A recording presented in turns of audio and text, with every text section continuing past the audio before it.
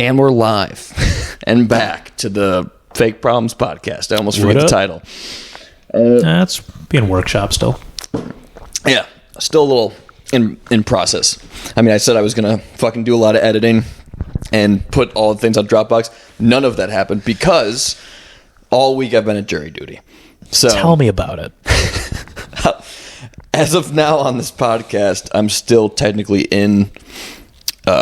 The trial's still going on, so I can't say what the case is. But I forgot what we were talking about mechanics before this that I was about to tell you. Something about... You were the alternate. How does that work? Right. So I learned half of this stuff, most of this stuff when I went through this because, you see stuff on TV and all. There's so many things that go on. I'm like, oh, fuck. And long story, I mean, the jury stuff, they pick 13 jurors in the beginning through a process where they interview you. So, like, when I went there on Monday, the first day, you sit in this big room with, like, probably around 100 people that have just gotten a summons. And you sit in this big room, and there will be trials throughout the day, right, in this huge fucking courthouse over by the highway. And they'll just be like, you have a number associated with you, and they'll just call your name over, like, the voice of God kind of thing. Be like, number 27, and, like, you just come out to a hallway and they take you all down to a courtroom and you go, I think they call around 30 at a time for this process. And they just ask some questions, which is like your name, your occupation. Are you single? Single or married? Do you have kids? Did you have prior jury service? Do you know anyone in the criminal defense system? Law enforcement. Yeah. So cops, detectives, lawyers, anybody in that world. And then, what are your hobbies?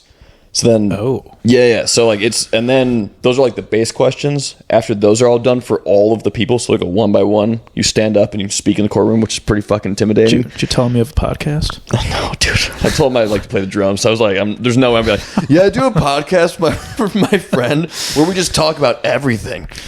I guess, did you want to get selected? We'll get into that. Okay. Because there's some weird...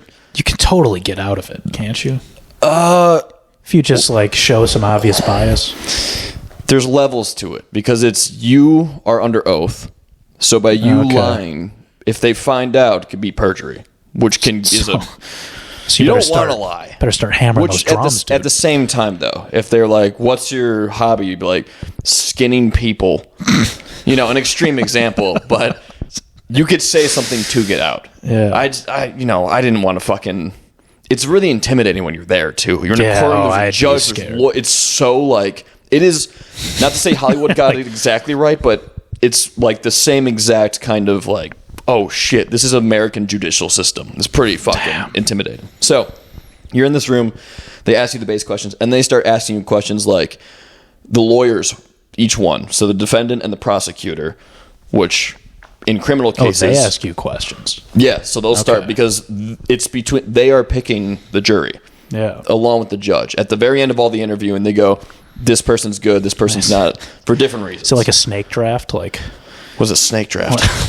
Like one guy picks a guy, he's like, I want this guy in the jury. And then the other guy... Yeah, essentially. Because they both... they want it to be fair, but they want people that are going to like side with them, but the judge is the ultimate decider. Okay. So if someone, say you have a case of like, I don't know, assault, and someone in the jury had been a victim of assault, which they'll be like, we don't want that. They'll have a bias because they've been assaulted one way or another. How it ended up, they'll have a bias towards this thing. So they tried to get everyone who's like has no direct link to this thing because they're seeing it from as an objective place as possible, right? So, but you think both lawyers would feel that way? Like if there's, like what if the guy who wants to convict thinks there's a bias that would make him more likely? Yeah, he would probably want that person, that guy, but then there would be the judge interpreting that, and also there would be, it's a cohesion thing. It's not like I want this guy, and it's a person who's obviously going to support you. They're not going to be like, oh yeah, you could fucking have that guy. The way I saw it and the way it presented itself when I was there, it seemed like the people because there was 30 in the room, and then I got picked with the other 12, and the people that got picked, I was like, yeah, that makes sense. It's like no one's too extreme. Everyone probably feels strongly a little bit differently, but there's like a neutrality to where we are. It was pretty interesting, dude. It was, if anything, it brought a lot of like hope. Do you believe in the system now? Dude, I was literally, I'm sitting through this whole thing, and if there's one part of the government that's working well, wow. Yeah, dude. I mean, that's the one everyone shits on. I know, but being in it, and don't get me wrong, I bet it's one I've been to. Yeah. But I feel like we definitely see so much of the Hollywood, like, look how they fucked up version. Yeah. That, like, the day-to-day is going so well. Like, between the judge, between the lawyers, between the court, I think reporters they call them, like, everyone is so, like, in tune. It's like the caliber of human you see in that room when people are presenting and stuff and talking. It's like, whoa. Dude, the judge, first of all, would be a great stand-up. Dude, he was cracking jokes the whole time. Hell yeah. And was just like the most, when certain people talk and it's just like a wordsmith, we're like, oh, fuck, that guy's like, like, I want to be his friend. He's probably a smart dude. Oh, yeah. Dude. Also, I feel like the tension's got to be so high in that room. Any joke is just going to kill. And don't get me wrong, the jokes are all pretty much around like when we're entering and leaving it's never like during the midst of the thing. So yeah, they ask you those other questions to see like, would anybody have any connections to this or blah blah blah blah blah, and like, you know, they're getting more fixated on like who they're gonna pick. Okay. And then after that whole process, they make you sit out in the hallway, and the judge and the two lawyers talk amongst themselves about like who we want to finalize, bring you back in, and they just rail off names of who they want for the 13, and then they're like, yep, all right, be at the courtroom tomorrow 9:15, and damn. Yeah, then it just fucking kicks off, and man, was it a wild ride, dude. I can't wait. This is where you can't say things, right? I can't say anything about it, but all it's right. I can't, dude, because I don't know. It's hell yeah. So judicial system, but it was sick. I mean, I went into it being like, fuck, I have to go do this. I have to miss work. I have to wake up earlier than I do. I have to go to a courthouse like off of a highway, which the courthouse is beautiful. I mean, it's like, it looks like the what's that Greek? Is it called the Parthenon? It's got the big pillars, you know? Yeah, probably. It's like in the movie Hercules, and the cartoon one where he goes and sees Zeus. Yeah, it looks like that. Like the building, it's massive, but it was fucking cool. And also the people on the jury were all like, leaving today felt weirdly like a breakup because I literally spent, it's like summer camp. Like 40 hours with these people, and we were all like, were they cool? Yeah, dude, everyone's cool. Every day someone would bring in more and more snacks, so we're all like feasting, like it was like military camaraderie when you're just in like the trenches with these people, and like, I'll say this because it's not that bad. Against like making a decision on something that's really fucked up, and like trying to figure you feel like you're a team fighting against almost evil in these situations. It's, dude, weird feeling, because I didn't expect to go home and be like, oh man, I feel sad. It's really real. Like once you actually get there, it's the most real thing I've experienced. You don't want to make the wrong decision. Exactly, I'm sure. Dude. I haven't experienced something that real in like, I can't even think of it. That sounds like a nice change of pace, honestly. Just take a week off work and do something. It made me not want to be a to an extent because of how I realized how dull, like numbing. We talked about this last podcast, how numb I kind of felt. I have been feeling. Yeah, that was heavy. That experience flipped all of that on its head. Wow. Like this is what I kind of boiled it down to today, because I was trying to process the sadness when I got home at like 30 o'clock. I was like, dude, fuck. I truly felt like in that moment, you are delivered a purpose. Like you have this thing that you are tasked to do, and it really matters to a lot of people in that room. And I was like, fuck, dude. That just, and then thinking of why I don't have that is that like what I'm currently doing, I see almost no purpose in.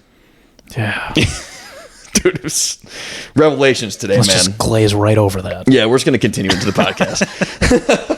But yeah, fuck, man. Yeah, once it's done, I'll tell you and everybody. I can't wait. Dude, it's fucking fuck. Fuck. All right. Anyway, how was your fucking week or weekend? Not even close to as interesting as that. Yeah. When we got tacos, dude. How do you not remember? Oh fuck! Oh my god, dude. Were we fucking wooed? It's not that personal to me. We're that fucking Bachelorette. Yeah, I forgot about that. Let's talk about that. This is not that big of a deal, I guess. But we went to fucking Blue Bet Taqueria, whatever the fuck, nice taco plug. place. Went there, eating food. Giant. We sit literally maybe 5 feet away from a table with 15 women. It's a bachelorette party. All green hair. Yeah, it was like St. Patty's Day. That was actually St. Patty's Day. Okay, so they had two things going on. Yeah. They were both bachelorettes, and it was St. Patty's Day, dressed in all the attire. Halfway through, the first girl, she came up and she was like, because bachelorette parties do these like scavenger hunt event things where you go ask people to like butt fuck you on a table or something, and everyone's like, yeah, for sure. But she was like, do any of you have a condom in your wallet? Yeah. And I was like, no. And I don't think none of us had a condom in our wallet. And to just dig into that a little bit, I haven't had a condom in my wallet since I thought it was cool, which sounds silly. You're not supposed to do that. It's like too tight. Oh, can it just rupture it or something? Yeah. Oh. Yeah, I mean, I always had this situation where it would like, it makes it so obvious in your wallet, and it's just weird when you take it out. You just see a condom, and like, this is fucking strange. Yeah. So then I just started raw dogging for the rest of my life. Worked out real well. That's a joke, people. Kind of.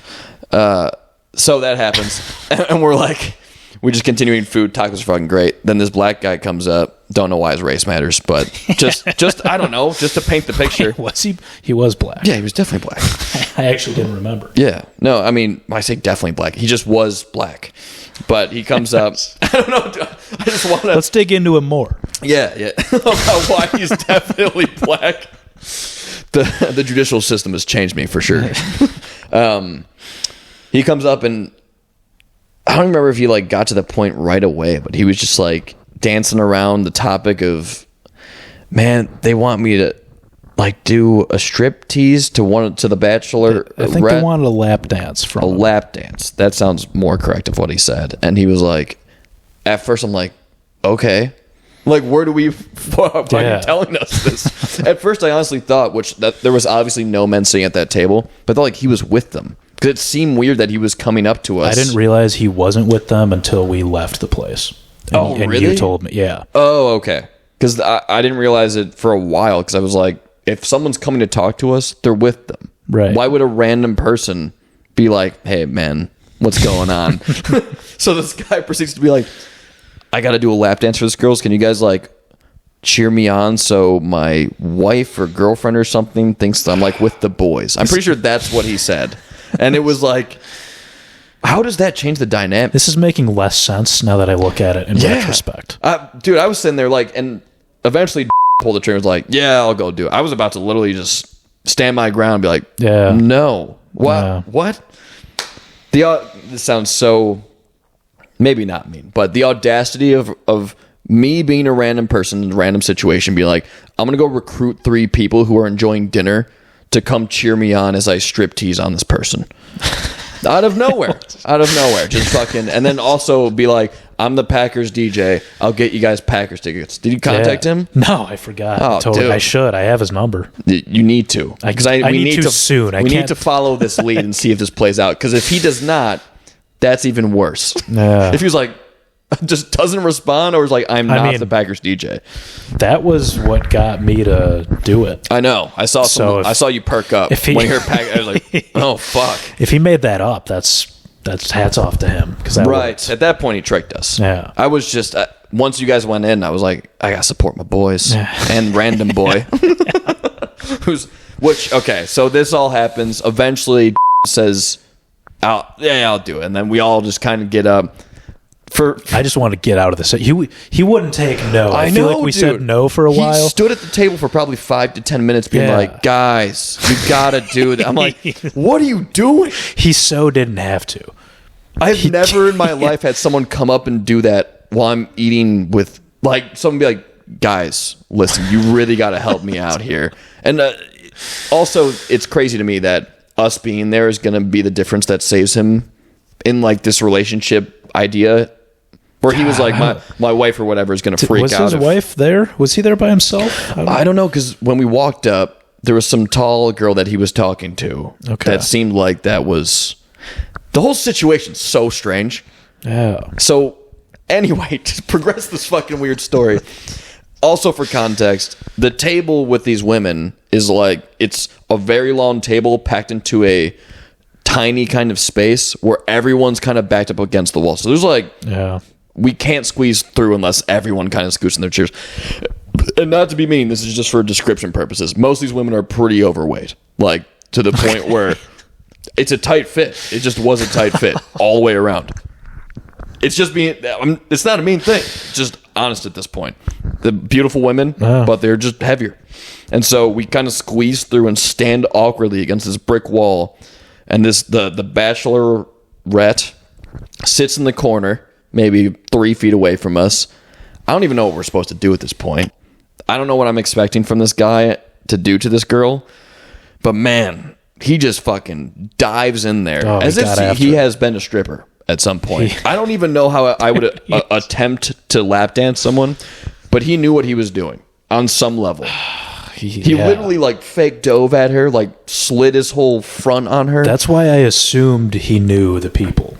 Because I feel like of all the people, we were the most shocked at how hard he was going. Yeah. I was like, they told us to cheer, right? So we're putting our hands in the air. We want you to be woo people. As soon as he did it, I just stopped. I was like, oh my God. In shock. I couldn't believe it. I didn't expect it. At all. The level of striptease he was about to... I guess not striptease, right? Lap dance. Yeah, it's not a striptease. Striptease, he'd literally be taking off his clothes. So that happens, and we just go back to our table. Yes. Anticlimactic. Don't talk to the guy after... Oh, no, he came over and gave his contact information for the potential Packers tickets. So we'll see how that plays out. Yeah. I don't know how we got here. I guess that was last Friday, right? Yeah. That feels like, dude, with this whole court thing, that feels like a year ago. Yeah. So much has happened. Yeah, you didn't even remember. Dude, literally. My mind's just been fucking washed with the judicial system law stuff.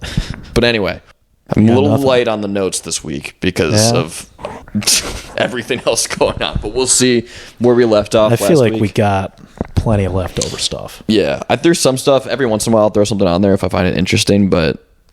well, we'll see. Let's see. From last week, I think we left off on the 4-day work week. Yeah, Henry Ford. Oh, yeah. But once again, to your point, progressive for his time, because the work week was like fucking what? Yeah, Monday through Saturday. He went from 6 to 5. And then he was like, nah, dude, we're cutting back to Friday. People were like, yes, finally. And now we're bitching about... But it wasn't even for the people. It was for productivity. He wasn't like he's like people are more productive, right? But how do you prove that? That's the thing. I think their output. I think he just tried it. I guess and the output went up. Makes sense because otherwise, probably other companies would keep doing the other way if it was more productive. Like there was no human rights involved with that decision. I imagine if it's coming from a businessman. I think it was a strictly business decision. Which there's a part of me that I don't know if I agree with it. If like.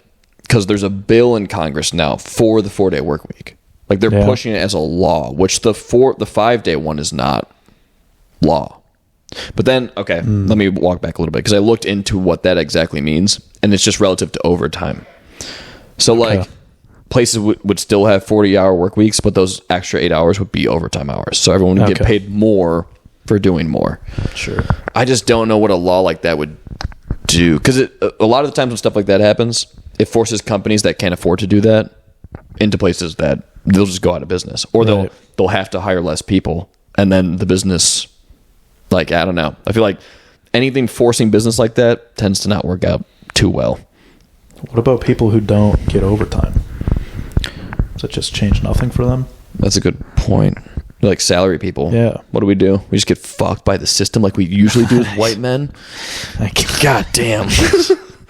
How are we ever going to fucking get back from this one? It's tough out there. But no, I mean, I'd love a 4-day work week. That'd be awesome. Yeah. I don't know, but at the same time, yeah, it would be cool to have a 3-day weekend permanently. Oh, dude. I can't even imagine a point counter to that you would be like, yeah, we should keep the 5-day. I mean, from the business side, I can see. Oh. You know. Going to start a business? No. I'm just saying, like, if I'm a business, I'd be like. 4-day work week. Dude, you're obviously a businessman. It just, in my head, it's just more hours worked. I understand there's a threshold of like, the Henry Ford's point. It's probably people start to fall apart. Man. Yeah. But I feel like we talked about this point last week. I don't want to butcher it anymore. We're just kind of floating around. Let's move on to the next thing. Hold on. I looked up the Arkansas child labor laws. How'd that go? It wasn't as bad as it sounded. Okay. It's just... Hit me with it. You still under 14, you can't work. Oh. So it's for 14 and 15-year-olds. Okay. Specifically. So it's like that. That's not that bad. The checking of their permit or whatever is less stringent, I guess. Gotcha. So that phraseology sounds a little sketchy, but like the checking of their workers' permit. Yeah, the way they phrased it was there's less hoops to jump through to like work as a 14 or 15-year-old. Right. Which means they won't check your permit. So I guess a younger kid could work. Yeah. It's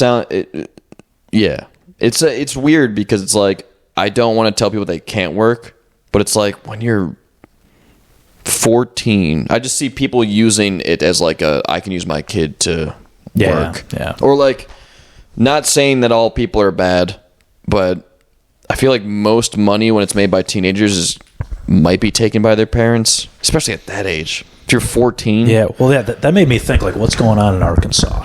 Do they need, like, all hands on deck? Like, what's... I mean, it's a South. Yeah. It's just... Stuff is weird a lot. Not to categorize half of the nation. But things are very different. Have you spent any time in the South? Like, prolonged periods of time? No, I've never lived down there. I've gone to Kentucky for, like, half of a month with a girlfriend a long time ago. Okay. They had... Her family... knew these people down there that, you know, they're very wealthy. They have this barbecue joint. It was a blast, but it's like things are just very different. Everything's slower. Yeah. Not like slower, like bad slower, but like it moves at a pace. They're just more relaxed. Yeah, like nothing's a rush. Yeah. Which I could see how that'd be really frustrating from a business perspective, but like being there and being on a vacation, it was like, nice, dude. We're just chilling in this mansion like in Kentucky eating barbecue every fucking day. Damn. But it's a different kind of life. So when things like the child labor law thing happens, it feels contextual to like a different place, you know, where here it's like, what the fuck? Yeah. It's like, you're going to put kids to fucking work when out there it's probably, who knows? This is all speculation on my point. Fun word that I like to use a lot now because of the lawyer thing or the jury duty. But maybe it's okay down there. But also, it seems weird. I'm going to say it's okay. Let's just take a sweeping. It's probably statement. Okay. It's probably fine. But good to know that it's not. I mean, once again, when I looked it up, the first thing it said was no one working under 14 is still illegal. Okay, gotcha. Well, that's good because I definitely fell victim to I saw the pictures of them signing the thing and the kids next to them. I was like, fuck, man. Yeah, well, I had to look at because you told me. I've told so many people since then. And people start asking me questions. So I'm like, it's good to back up your stuff. Yeah. Yeah. Well, sick. I mean, this is kind of a tangent, but do you want kids at some point? I like the idea of it. Think so? You? Like, deeply personal question. Yeah. It's personal time, dude. Yeah. It's all right. Segment. Personal time. I've had so many situations where I go, hell no. And then I'll see, like, we'll have conversations like the Hans Zimmer father-son relationship.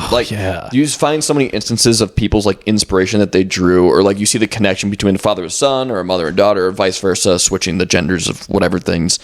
And it's beautiful. It is. Yeah. And then you also hear of, like, you'll never love something as much as you love your child. And it seems almost a waste to live this life and not feel that thing. If life can offer that, dude, to just not do that. I feel everyone I know with kids, and I've just hearing people talk about kids, I feel like everyone says that is what living is. Right. That is the point. Yeah. But then right now it sounds horrible. Right. Yeah. But then it's like, when's the good time to do it? I don't want to be an old dad. There's no good time to do it. And then I can't play with my kid. Be 70 when he graduates high school. That sounds brutal. Yeah, you're like falling apart and the kid's like, throw football with me. You're like, shut up. My ankles and my arthritis. Yeah. But no, being a teacher, you see a lot of so there's the romantic part that we're talking about it. right? Where it's like, oh, this beautiful love thing. Then you see the inner workings of like, because the school I worked at from pre-K 1, 2, 3, kindergarten all the way up to 8th. So you're seeing all these kids all the time, taught 4 through 6, then 7 through 8th. And being with kids at least 8 hours a day, it's rough, man. I don't even take care of them at home kind of situation, but just... Right. And don't get me wrong, I'm maintaining multiple... It'd be different if I had my own kid, as opposed to like 20 kids I have to manage. With no instinct. Oh my God. Love them. Yeah, and you have no like real control over them because they're not your kid. Right. Like you can tell them, hey, don't do that. But like, you know, some of the principles, like it's just... Were you a cool teacher? Like, did kids want to have you? I like to think so. Because I was also like the only guy and young person. Yeah. And like, I don't know. I'd like to think I'd provide a lot of fun in terms of like lectures and stuff like that. In my grade school, there was one dude. Yeah. Teacher. Everyone wanted to be with him. Yeah. It's different. Not to say men and women are so different, but it's like there's different ways of teaching, but then there's different energies that like male and female kind of bring. I mean, I don't know how many times I got told to be quiet because I was being too loud in my lessons. So, but kids loved it, dude. Like it was a blast. And there's also like me being younger, being more tech. Why are you so loud? I just get excited during lectures, like talking about stuff and imitating characters, and the kids they have a blast, dude. You're just doing stand up. Literally, dude. If I could fucking have some video of me teaching, I would guarantee people like, oh, nice. Like it could be funny. But like also being younger, I was more tech forward than most of the teachers. So like doing stuff in Minecraft, where the kids love Minecraft, where we build ancient civilizations and stuff for history class. It's like build Rome and build ancient China. I knew what the kids were wanting. That's beautiful. Yeah, I dude. It was that magical. up as a kid. It was good. But how did we get on this teacher topic? Don't remember. Fuck. Oh, having kids. Right. So I see the part. So everything's fine and dandy, teaching lectures, but you see like once you have that kid, and this is super cliche to say because everyone says it, there's no time off. You're literally like that. It's your for life. the rest of your life. That's the thing you need to pay attention to. And it's not just 18 years. Like it's dude. It's the rest of your life. Yeah. It's like how many kids fucking don't. I mean, they go to college and shit like that, but we're not real adults. I don't feel until like at least 25. A little like where you can probably function in the world. Oh yeah. You know. Yeah.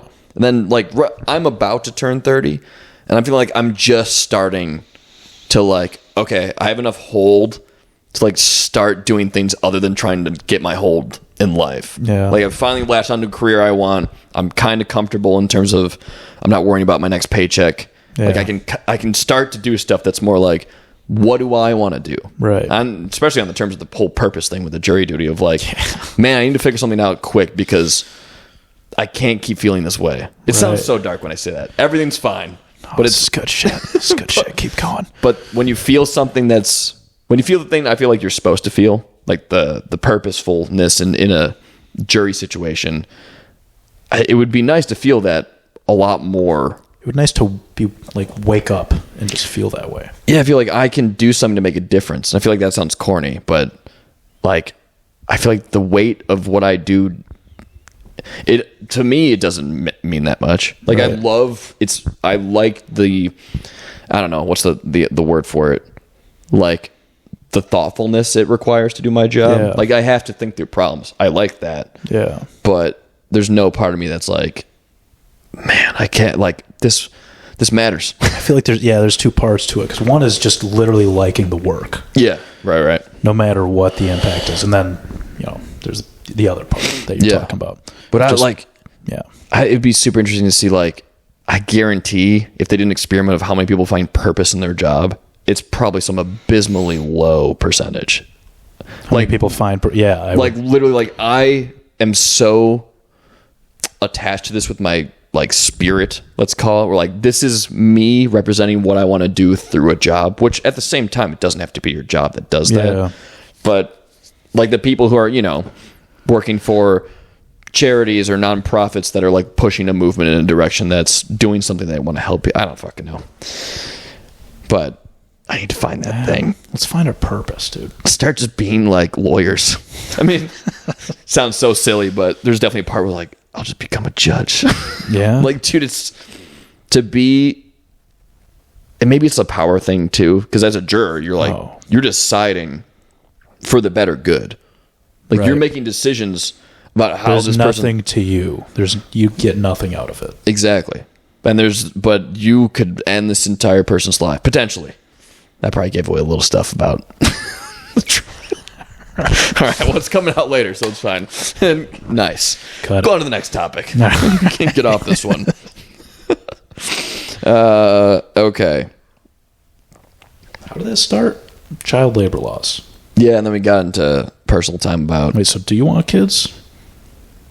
Oh yeah, I didn't even answer that question. Now I just kind of danced around it and then moved on to the next topic. Danced around it, dude. I see you. Yeah, fuck you.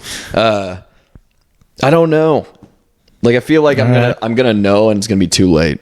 But I don't want to just, you know. That's heavy. Yeah, but at the same time, don't want to jump the gun and then be like, I don't want any of this. Not something you want to force. Exactly. So it's right now. I think I'm a no. Yeah, but it's fucked, dude. Because I mean, I would never just like. I would have to be with someone. Oh yeah, that I like and want to spend my life with. It sounds. Well, dude, a lot of people are like, I want a kid. I'm going to get a donor or a surrogate. I was about to side with you and say, like, most people, that's logical. Yeah. But most people don't do that.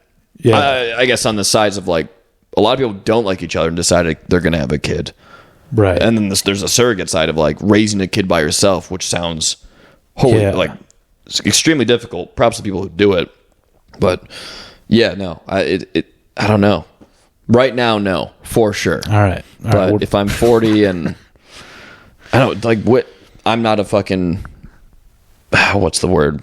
Doctor who knows enough about, let's just say doctor, but like women as they get older, the potential for birth stuff to go wrong is capped pretty early. Right. Like 35 to 40 is a dangerous range to start having kids for a woman. Yeah. I think that number's going up a little bit. With science. With science. Well, I know that like a lot of the worry is just genetic defects. So I don't know if it's not like complications of the woman's health. It's more like as you get older, the chances of the baby having stuff wrong with it is just higher. Okay. But to your point, science could have changed that. I just know that like that's why women, it's much more of a timer than with men. Right. And women get in this panic mode now, what the age range we're in, to be like, gotta have a kid if I want to have one now. Otherwise, I may not have it, or I may have one that's, disabled.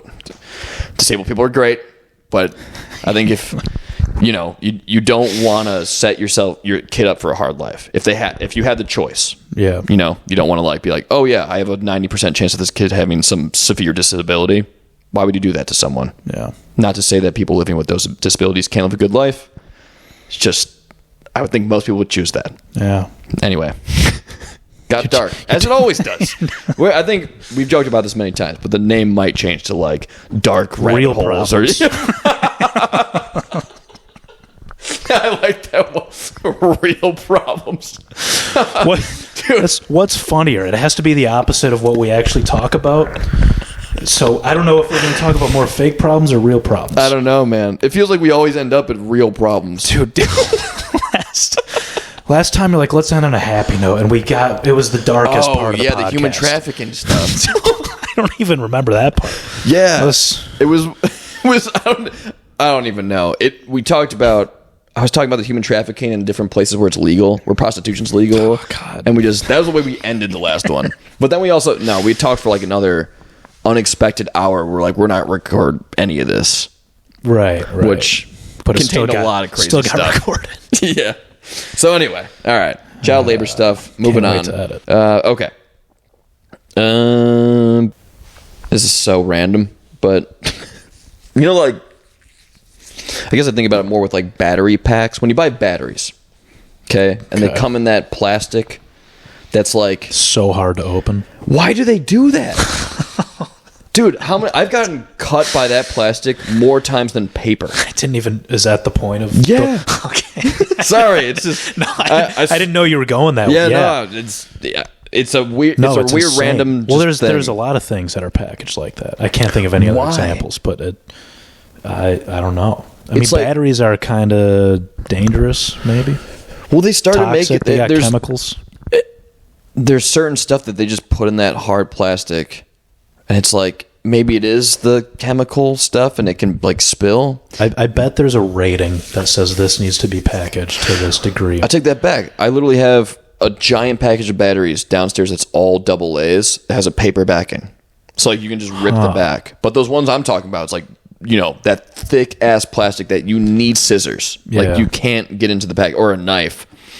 But so many Christmas mornings where I've been opening a toy when I'm like 9 years old, and I've cut myself, or I can't open it, and it just leads to frustration, and I don't know. This is for sure a fake problem, by the way. Here we go. Yeah. Right. But whoever's making, also the waste, man, I've seen it where they'll have two batteries and this giant like 6x6 plastic packaging. Yeah. Like, what are you guys trying to do? Either make it smaller or just use something else. I don't know, dude. I don't know what I was expecting from this. Is this the battle we want to fight? There's a lot of battles we can fight. This is where we're going to find our purpose. Is taking down the hard plastic corporations. Let's shrink the plastic island in the ocean. Dude, this is random. I didn't write this, or maybe I did write this down, but there's a giant blob. They said blob in whatever I was reading. Blob of seaweed that's twice the width of the United States, heading for the Gulf of Florida right now. It's moving? Yeah. Similar to like how the plastic it's just floating. Yeah. I mean, yeah, it's not alive. Well, I mean, it could be alive. No, it's like detached. It's got to be. But yeah, it's like... Where is it headed? The Gulf of Florida. Oh, thank God we're landlocked. Yeah. But what... I read a little bit. If it's not... What happens when it gets here? Well, that's the thing. It can cause just like mass death of sea creatures because they just get stuck in it. Okay. But then like in the ocean, it can be good because stuff feeds on it. But twice the width of the United States. You know how fucking big that is? Which, north-south or east-west? Width. That would... Oh, well, I guess if you're east-west? looking at a map, you'd have to turn it to make it width at that point, right? Because height would be, when you're looking at it straight... I don't know, dude. How are you looking? You wouldn't be looking at a map sideways. Yeah, so width, you mean east-west? Yeah. Why would it be north? It's way bigger. I don't know how you're looking at the country.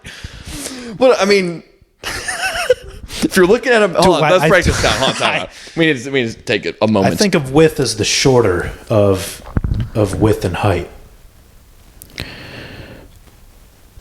How wide is it? Hold on.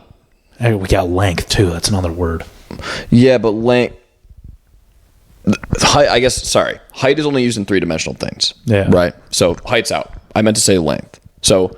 Length. Okay. Length. In this situation... I would have had you if you said length. Width really fucked me up. I thought you were talking north-south. Yeah, wait. So now, I'm rethinking what I said. I said it's 2 times the width of the United States. Yeah. Which would be from east to west. Length would run from north to south. Okay. I inherently would have thought the opposite. Really? But now I'm thinking in my head, what dude, this is not where I expected to go with this, but this is interesting. What would make this, and this is just a geometry question at this point, what makes length and what makes width? Is it just the length of the things? It's usually, I mean, it would usually be, if you have a rectangle, right? It would the shorter one would be the width. Okay. The longer one would be the length. So I'm thinking of the country as a rectangle. North-south would be the width. Okay. I think we agree on the same thing. Yeah. Okay. Let's move on. I don't know why it seemed like we weren't talking about the same thing, but we were. It sounds like a shit ton of seaweed is about to hit the country. Yeah. That's my takeaway. Yeah, a lot. And apparently, with the... have you ever experienced, what do they call it? Red Sea, I think? Where it's like... salty one. The salty one. That you can...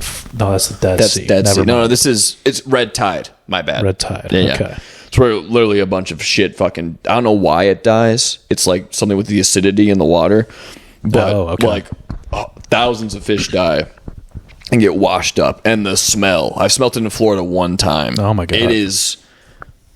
If anything smells like a rotting corpse, it's probably that. And it's like citywide because there's so much of it. And apparently that seaweed is going to cause red tide for miles and miles and miles and miles. So like the whole... You think we'll smell it up here? I hope to God not. The major stink that just creeps its way up to the Midwest. Wow, that sounds like it could kill someone just from how bad it smells. Well, yeah. You think about when you're smelling shit like that, it's got to be like methane, like chemicals that aren't good for you. It's if you're breathing that in all day, just like degrading corpse fumes, probably not good for you. Jesus. So, yeah. When's that happening? I don't know when, but it's approaching. Okay. The alarms are raised that the seaweed is approaching. It's going to be very lately in the back of my head until it happens. It's like Ohio train, seaweed. Yeah. What happened with the train? I don't know. I think are we just good now? Did I tell you? There was an update.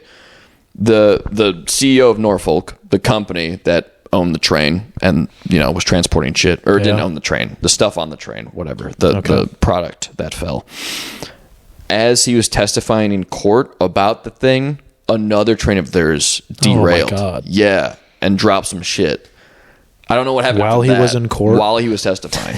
Did they bring that evidence in live? I don't know how it went down, but I was reading that and I was like, "Oh fuck!" What do you would think they would just quit at that point as CEO? Yeah, dude. No, CEOs don't quit, dude. They want money. Dude, they quit all the time. You're right. They literally give them like these crazy severance packages of like, we're gonna give you $30 million for the rest of your life. You go over here, and they just find some new bigwig dude. It happens so often. Golden parachute. Yeah. Yeah. Pretty sick deal. I'd like to be CEO one day of anything. Dude, this fuck's so cool. You kind of want to be a lawyer. It'd be pretty sweet. But the fucking work to get there, man. It's like I'd have to do 4 years of law school. I could be like Frank Abagnale. Just pass the bar. That's true. Just do it.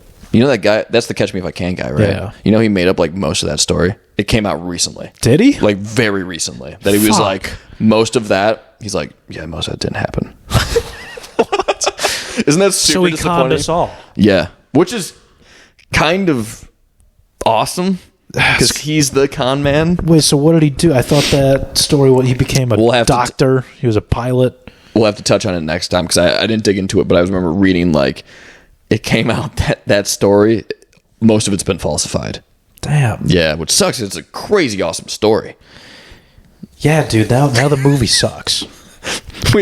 Before we make these claims, we should probably take it that sucks. Because it could be like, I don't know, he didn't do one or two things. But the headline made it seem just like the child labor one. If that movie is fiction, that's the stupidest movie I've ever seen. The movie's only cool because it's true. Right, yeah. Without it, it's like, oh, guys just you just made up a cool story. Yeah. Yeah. He's a superhero. You just gave him superpowers. Yeah. But to your point, passing the bar without going to law school, I wonder how easy that is to do with the wealth of information. I hope he did that. Do you think he did that? I don't know. Tell me he did that. I'm not going to promise you anything, man. I don't want to break your heart. But, like, isn't the LSAT is the bar, right? I don't know. Or is that I think that's the law school admission exam. I think the bar is the thing you take at the end. Yeah. Yeah. Because they have the MCAT for medical, LSAT for law. But yeah, that'd be fucking cool, though. If you just learned enough to where you could just go, I'm good. Skip all of law school. It's probably super easy. Even if you could just pass the bar, there's no way you could just be confident. No, because in those years of law school, you're like going to court. Yeah. You're like shadowing lawyers, doing, what do they call it? Like theater. Not like theater, like, oh my God, what's like a play case. Like it's all going on. Right, you have a courtroom, something? You have a defendant, the other person has you're either a prosecutor or that kind of lawyer, and you just go through those motions, just like a student would do clinicals. Guessing that's based on past trials, or are you saying they're real? That they're fake. They're fake. Okay, but gotcha. They would probably based on either new stuff that's come about, old trials, all that stuff. But that similar to medical students and clinicals, stuff like that, where they do practical stuff. It's the same fucking thing. Gotcha. To my knowledge. Anyway, sounds like you know a lot about it, dude. That's about it. More than me. Yeah. All right. I don't remember what we were talking about. Oh, talking about if you want kids. Well, okay, hold on. we covered that. No, for now. We talked about the terrorist guy last week. He got brutally tortured by the CIA. Oh, yeah. He turned himself in. Then we talked about insulin. Yeah. There's a random story that happened a while ago. Don't know if it's that funny, but there's this grocery delivery app called Instacart. I think it's like local to Wisconsin, or maybe it's everywhere. I don't fucking know. We both used to get grocery delivery through them all the time, and they started just to fuck stuff up because essentially it's like DoorDash, where they just have a person doing your grocery shopping. But now, like, a lot of grocery stores will do that in-house. Like Whole Foods will be through Amazon, so like it's one of their people doing the whole thing, and then someone gets assigned so someone picks it out from the store, and then a random person drives it to you, as opposed to Instacart. That person goes to the store, grabs all your stuff, and then leaves. Okay. So one time, I had stopped using it because they kept fucking my shit up. Used it sparingly, and then one time, put like 5 oranges, 5 apples, and like some other fruit, and either the guy or the store fucked up, but they gave us like hundreds of fruit, like bags and bags and bags of fruit. Hell yeah! It like lined the back room over there. Dude, it was so fucking crazy. I don't know why I thought of this, but it was so weird. Did you go through all of it? Yeah, slowly, but it went bad before you go through. I was going to say so much, dude. Yeah, it was literally, it had to be at least 100 apples and 100 oranges. So like extra zero on there. Yeah, it was fucking. I don't even know what happened, but I think the guy was like, obviously he knew because they just misread it or something. Yeah, and it was just, but he paid the same price for like that's awesome. Thousands of fruit. It's nice when you just get away with something like that. Yeah, where the system just kind of like signs off, just like the bank stuff we were talking about, where like people get random amounts of money dumped in their bank. I wish that was that way. But one time I ordered a pizza from, I think it was Domino's, and I fell asleep, and they tried to deliver it and they couldn't because I was sleeping. Yeah. And the next day I woke up to an email of them apologizing that they didn't deliver my pizza, and they gave me a free pizza. Here's your extra pizza for being an asshole. Yeah. Yeah, dude. It's nice when that stuff works out. It really makes you question the karmic movement of the universe sometimes. Yeah. So, how often do you feel like... Okay, sorry. It's a big question.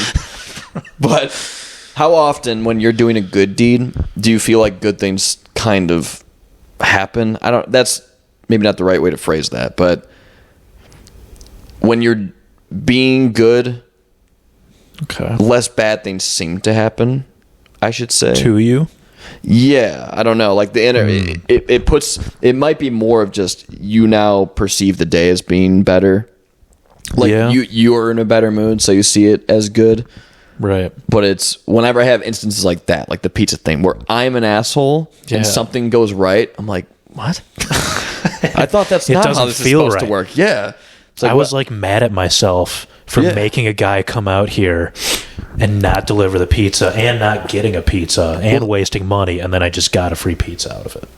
Yeah. I think they refunded me and gave me a free pizza. Yeah. It's, once again, it's weird in those situations. I mean, it's good that you feel that way and not like, hell yeah. Like, entirely. Well, I mean, I also felt that way. There's a part of you definitely. Gotta wait. Dude, you could... I want to know if I can keep doing that. Just keep getting free pizzas. I mean, if you switch pizza companies, yeah. You could, however many pizza companies are in your location, you could probably do that if you really wanted to con the system. Dude, that was like years ago. I bet I could do it again with the same company. Oh, yeah, dude. You could probably do it multiple times across a span of 3 months. No one would know. Yeah. Like, dude, Amazon's probably the craziest example, but I've gotten shit shipped to me and then been like, I'm going to return this and hit the refund button. and then just never return it because I'm lazy. They don't care. Not because I didn't want to con them. It was just like I didn't want to go to Kohl's and drop off this thing, and they just give you the money back. Never say anything ever again. Yeah, dude, they're amazing. Or if I'll have like a missing package, and I'm like, I didn't get it yet, and they're like, okay, I'll just take another one. They literally sent me a Dyson vacuum, the Animal 2, $500 fucking dollars. It's sitting downstairs in my closet. I was like, I forgot what happened, but like the box was broken. I was like, hey, the box was broken. Didn't even matter. They just gave me all the money back. $500. That's how much money they have. Dude. Yeah, I mean, they have so much. But it's nuts. I mean, but that makes me want to buy from them more. True. That's true. It is the best customer experience. Oh yeah. Fuck. Keep feeding Bezos, dude. They're gonna take everything. Yeah. Fuck. That's dark. Dude, I have those same socks in fucking black, actually. Same like Hanes Blue X thing, whatever the fuck is on the bottom. That's crazy. Yeah. This is important for the fans. You didn't comment on I had Superman socks on last time. Well, this one's like in my fucking face, so. Okay. I don't know. I think both of them were probably down last time. I had them up. You don't fucking remember. Dude, you've been hit in the head so many times. There's no way. You remember what socks? You couldn't even remember my apartment number, dude. My reality is like Shutter Island. I just don't know what's going on. Talk about fucking hell on earth. Of like going through that. I mean, how much of a cool support system does he have for this entire thing to happen around him? Just having a dope Mark Ruffalo that's cheering for you. Yeah. And then they're like, he's still fucking crazy. Someone could be that for me. I wouldn't even know. Could be you. Could be. I just started this podcast to like keep you in a safe space for a couple hours on a day. Make-A-Wish podcast. All your other handlers are busy at this time. This is literally daycare for me, let's start dude. a podcast, man. It'll be great, man. You'll be so safe. I mean, having fun. Like, did you release it? Like, yeah, I'm going to. Oh my god. Yeah. Next week, dude. Like, okay. It's my slow play. Oh god. They'll be out there eventually. You're like, dude, what are you worried about? They're gonna come out. No one's ever gonna hear this. Say whatever you want. Fuck.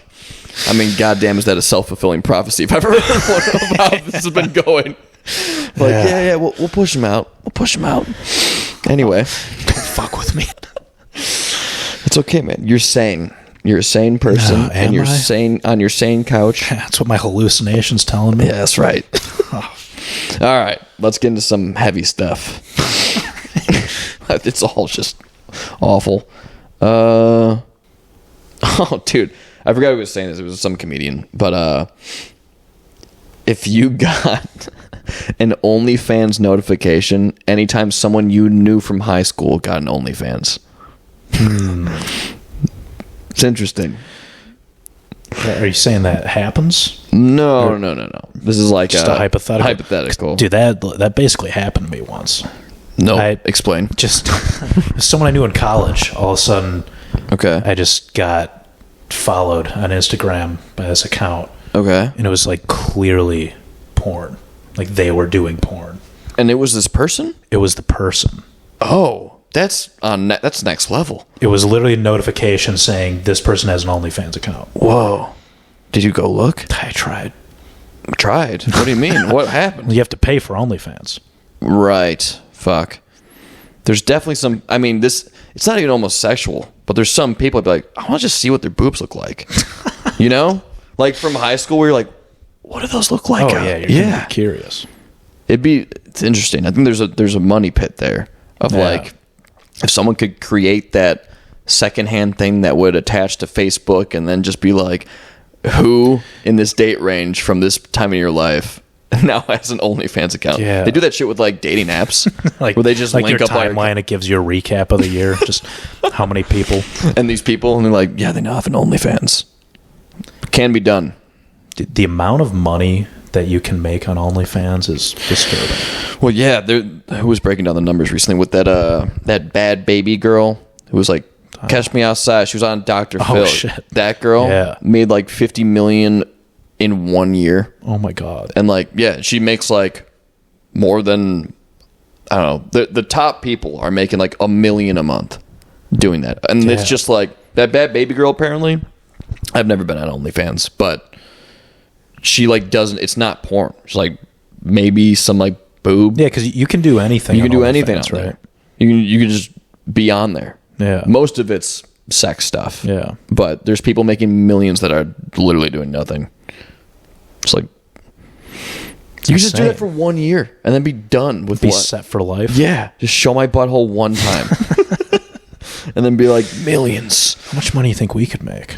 Probably not a lot. There's probably so many. Well, I don't know. I feel like there's just thousands of people that would just watch a butthole. Just still a video image of a butthole. Dude, it's insane. You can just put anything and people will watch it. People will pay for it. True. And there's a lot of horny dudes out there. Exactly. Yeah.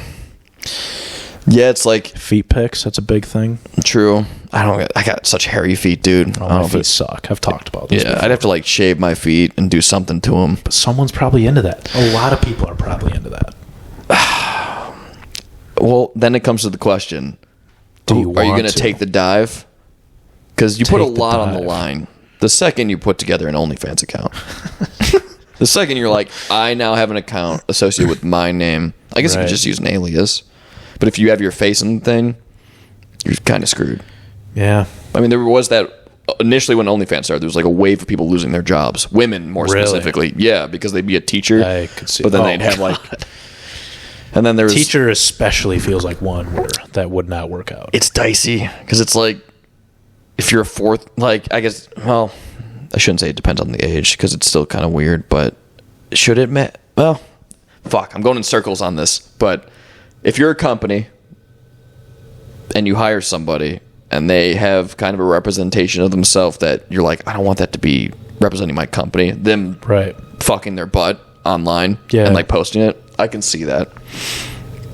So, but at the same time, I'm like, it's a side hustle, dude. Let them make, they make $30,000 a year as teachers. Yeah. Let them make, they can't make ends meet. Let them show their butts. Make millions of dollars. Who's to say they can't do that? It's weird because schooling system, the majority is government run, but also still a job. So I guess the end of the story is gonna try OnlyFans and see how much I make. I'm gonna have like one subscriber who pays me $5 a month. And it's gonna be me. Just like, who's this one guy XX69? Man, he keeps giving me $5 a month and I'm just showing butthole all the fucking time. Oh, God. But yeah. So, I don't know. It is wild to see the top performers on that thing making like hundreds of millions of dollars over the course of 4 years. I feel like even not the top performers are still pulling in hundreds of thousands. Yeah, or hundreds of thousands. Yeah, man, there's something there. But I don't know. I've had this conversation, funny enough, a lot of times with a lot of people. Because people see the numbers of that, they're like, huh, what? Like, I'm working my ass off at a day-to-day job, and people are, like, showing their feet. Right. And making way more than I make. So How is there that much demand? There's just so many people. There's just so many people out there. Right. Someone proposed an idea that Congress, any senator, any politician, I should say, but they were talking about Congress specifically, should just wear jackets like they wear in NASCAR, where they have all the sponsorships. Just like literally, you see who they're taking money from in a physical that's a good form. idea. Isn't that awesome? Yeah, that'd be so cool. But there'd probably be too many on everyone's jacket. You probably couldn't make out. It'd be so small. In proportional sizes to the amount of money they pull in. Damn. I wish they would just... That should be law. It'd be awesome. Taking the silliness out of it, even just having, like, whenever they're talking, there's a screen that just shows, like, they've taken money from all of these places. I feel like that's just fair. Like, that does sound... Is that public information? I don't know. I feel like it has to be. Some of it is, but there's obviously under the table stuff. Yeah. It's weird because walking the Milwaukee courthouse downtown, in the line to the metal detectors, there's literally a sign that's like, you have to be like the process and the no-nos of lobbying of like you can't show up here unless you're a registered lobbyist, and like if you don't, here's what happens to you. Which, think about the corruption that happens there, that you have to register as a lobbyist to like make it known that I am. Yeah, and then also there's a separating wall to who can and can't be a lobbyist. Okay, but seeing that, I was like, why do we have this? The fact that this isn't a fucking courthouse of like the man who's going to come in here to bribe essentially politicians. Yeah, it's just a job. They're like, oh, just tell us you're doing it. Yeah, just it's okay cool if you tell us. Yeah. I mean, but once again, we know what happens, but I can't name any politician in any company they're associated with that is given the money. I have no idea. Can you name any politician? Oh, yeah. Mitch McConnell. There you go. Yeah. I mean, the head, what is it, Nancy Pelosi. Yeah. And there's like, there's a vegan Democrat guy, this black dude. I eat mostly plants. Or at least I tried to. So I was following him. Cory Booker is his name. But he's cool. I know a bunch of them. All right. But the more you listen to it, the more they just sound like the exact same person. Yeah. There's one. Have you ever watched like any like big debates or hearings amongst politicians? No, not really. If you listen to it, the Brett Kavanaugh thing was. About the whole like not him. Did he rape a girl or something? I didn't watch those hearings. I think it was the accusation. Misconduct. Accusation. Okay. I don't know how bad it was. So the longer you listen to like a bunch of politicians, like when the fucking the Trump Russia thing was going on, you remember that? They had the impeachment hearings. Yes. Listen to those, all of them, all at once. What it boils down to, most of these politicians, by the way, have law degrees. Most of them were previously lawyers. Yeah, I could see that. And it's one will say something. They'll go, you person, Republican, have done this thing and you didn't do this that you promised, blah, blah, blah, blah, blah. And then it'll go to the Republican guy and it'll go, and you did, there's no acknowledgement of wrongdoing ever. It's always, look what you did. And then it goes to them and goes, look what you did. And there's not one instance of someone going, yeah, I did do this. They don't even rebuttal on the points made against them. It's like just attack. Yeah, which automatically assumes that all the things that they're being accused of, they did. They never rebuttal the things that they're accused of. I feel like the public consciousness is dumb enough to where, like, if you admit wrongdoing, that'll just go against you on the grand scale. Yeah, I think in general, yes. But I think there's definitely something in most humans that we tend to play down of, like, when someone admits they're wrong, maybe it seems weak, but it really, like... being genuine is more important. Right. I think that it might seem in the moment like it's not. When someone's like, I did do that thing. And like, either I feel sorry, here are steps I'm going to take. I think that gives more leeway to like us being persuaded, even though it seems like it doesn't. I think that works in a one-on-one case. Yeah. In the masses, I think a little different. Unfortunately. Yeah, maybe that's the way it is. Or maybe that's why it's the way it is now. Maybe that's why it's this accusation firing. I feel like if you admit anything, people are going to just take that's now ammunition. Like, he even said he did it, and people would just drill that into the masses. Hear me out here. So that drilling, I feel like a lot of that, there's extremes on both sides of politics, always, right? Mm-hmm. Any amount of parties you have the extreme people. And now with the internet, that drilling, I feel like, happens, it seems like all the time about anything.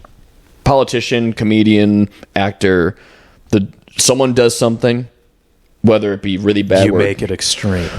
And that drilling happens on everything, but the general public, like, doesn't, I feel like they don't see it that way. We were made to believe from all this noise that that's the way that most people feel. They're like, someone fucks up and you go. So you think most people see through it? Like, I think it's not actually that extreme. Yeah, or like when people see someone fuck up and be like, I did fuck it. Like, I am taking responsibility. I think people resonate more with that. I could be entirely wrong on this. I think it definitely varies. Yeah. Case by case. But I feel like most people have, I should say, well, like, common sense. If anything, this is biased because I was just in the system with all these fucking common people, as I am.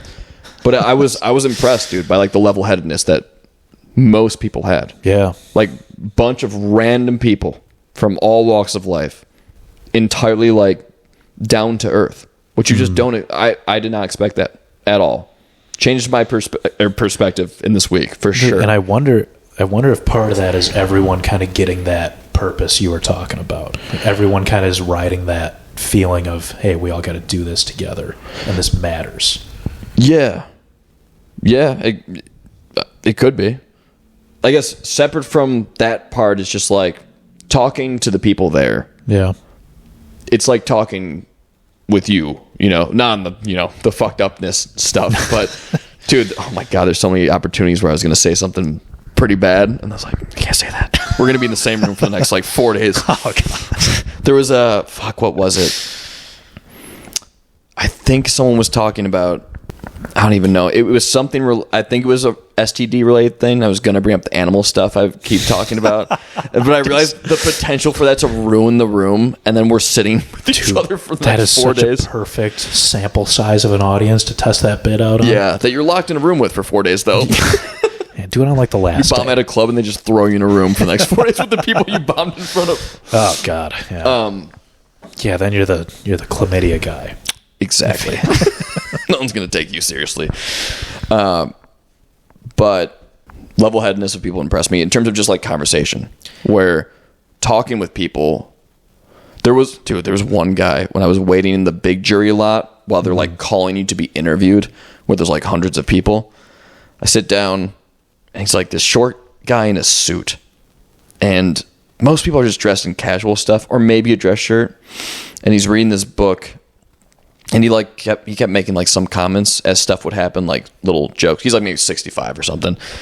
And so I just strike up a conversation with him. And the book he's reading is a book about how people's lack of faith in this country is the thing that's causing like communism to take over, or socialism. Ooh. Which is kind of an interesting concept. There's probably some truth to it, but I don't know if I totally follow the like, if you don't believe in God, like... Oh, like religious faith. Yeah, like, okay. Like specifically Christianity in that book context. Yeah. So we were talking, and then it started off okay, of like we're talking about stuff and animals, just like quirky things that everyone experiences. He was like talking about like how coyotes would run through his lawn, shows me like an old person does with a phone, just starts showing you pictures of shit.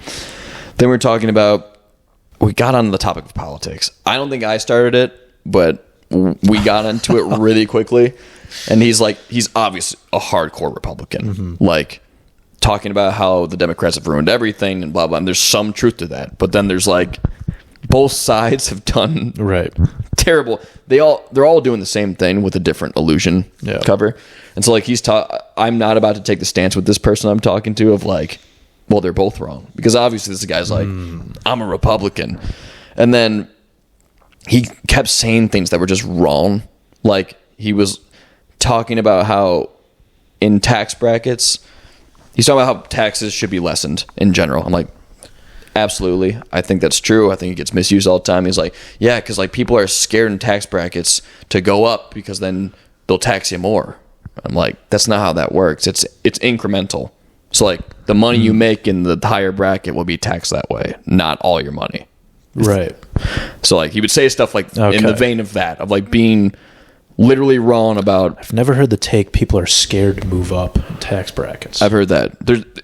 It's a common misconception. Or I guess you would get dreaded to get taxed more, but like you're still making more money. Right. The net of all of it, you're making more. Yeah, exactly. But the money you're making at that level is getting taxed more than the money you're making at the lower level, which he would say stuff in that vein of thought while we're talking about these points, and I'm like... Dude, what are we doing here? Because now you're like, and I would correct him. Then he just got, you did correct. Yeah, okay. And he would be like, oh yeah, like this was the receptive. No, this is the weirder thing, is that when I would say the corrections, he knew the corrections, so he knew he was providing me with false information. And it probably looked fine on the surface and the conversation, but the conversation is degrading because I'm losing. This person's lying to me. Your whole perceptive on this person is just shifting. It's like, why? It sucks when you find someone who's so passionate about something, who's willing to lie to get you to believe in the thing. Like, you lost all the credibility now of like me believing in this thing you're trying to sell me, of whether it be the Christianity and politics or whatnot, but like you're saying things to make your point that you know aren't true. Yeah. And then I tell you, no, that's not true. And you go, oh, yeah, that's right. Yeah. Carries on. And then, okay, hold on. Here's the kicker. It's devolving to the point where he's getting, where it's like Fox News dad vibes, where it just keeps going down to these levels of like, there's subtle levels of racism down there. Oh. And then dude, I don't know how it led to this, but he starts being like, yeah, and the problems with, with like immigration. And every time he's looking around while he's every time. And like, we're packed in with hundreds of people. Like everyone, we're the only people talking. And like everyone can see me like, immigration, like just letting anyone in this goddamn country. I'm like, okay, now I'm stuck next to this fucking dude. It's almost like he was trying to start from a place where people could connect to him and then just pull you down into his hole. It was weird to experience for sure. And then did he get selected? I mean, he got pulled into a different group. Okay. Yeah. Thank fucking God, dude. But it was weird. It's so weird to see like people who've been on this earth for like 70 years or 65 years and have seen a lot of different things and then just lie to you. Yeah. and get caught and be like, oh yeah, I did do that. Anyway. in real time in front of you and have no... It's almost worse that he admitted it so quickly. Yeah. I mean... It's bad either way. It's just weird. I haven't seen that, like... I can't think of another instance where that's happened in real time, where someone's like, they know they lied and they go, oh yeah.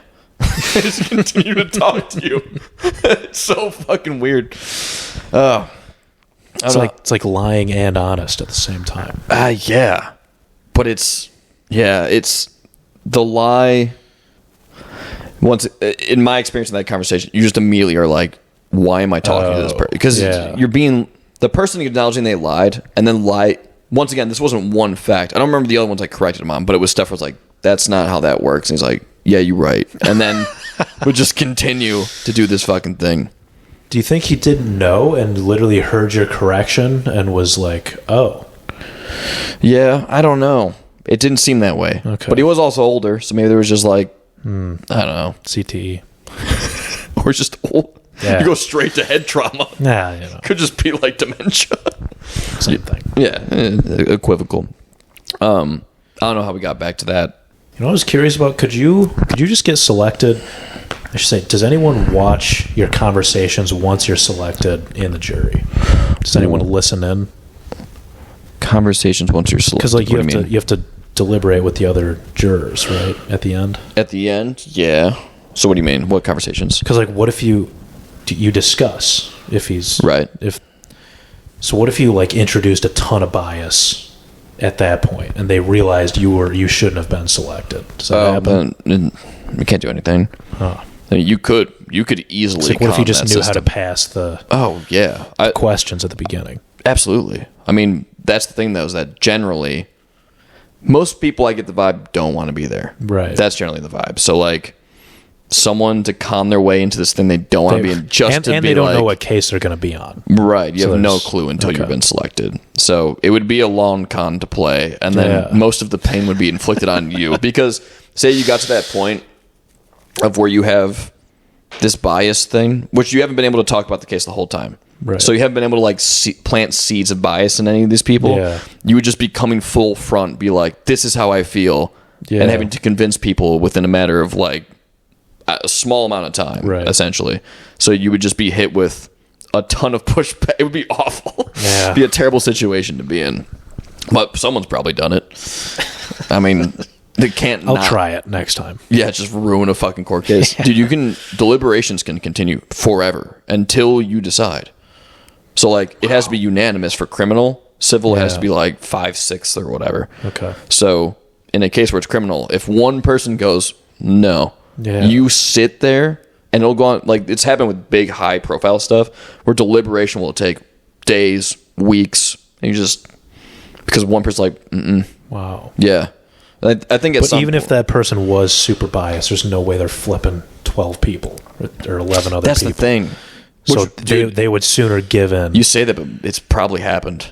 Maybe probably happened. has. Yeah, where like someone It's enough just data. There's probably a couple times that's like happened. someone had such a good point. They're like, holy fuck. someone just takes over. Oh, dude, that's actually pretty sick. I'd like to see that fucking play out. Should make a movie about it, dude, because you could never see that play out. Yeah, that's right.